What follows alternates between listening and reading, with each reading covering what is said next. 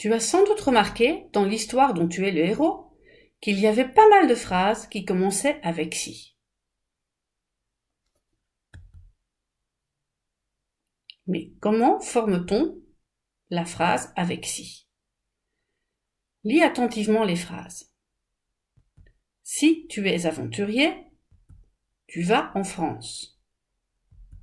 À quel temps se trouve le verbe? Dans la phrase subordonnée, qui commence avec si, le verbe être est conjugué à l'indicatif présent.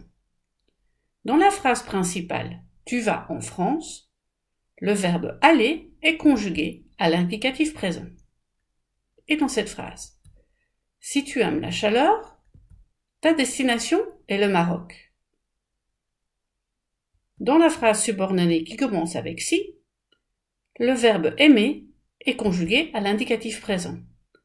Dans la forme principale, ta destination est le Maroc, le verbe être est conjugué à l'indicatif présent.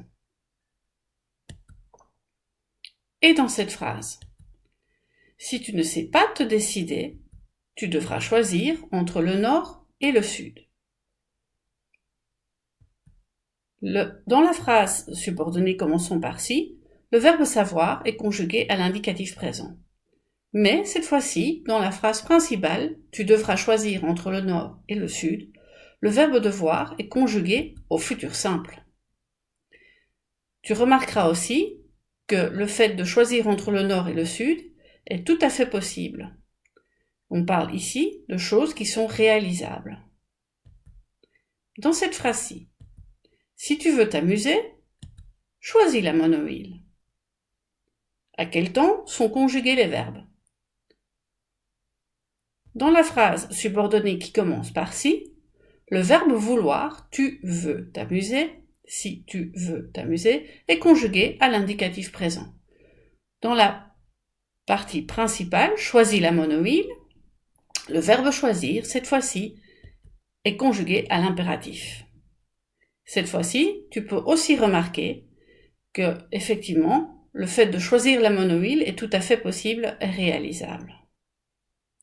Donc, dans la phrase avec si on parle de possibilités réalisables, dans la subordonnée, qui commence par si, le verbe sera conjugué à l'indicatif présent. Dans la partie principale de la phrase, le verbe sera conjugué soit à l'indicatif présent, soit au futur simple, soit à l'impératif. Un exemple, si tu regardes cette vidéo attentivement, tu connaîtras ta leçon de grammaire.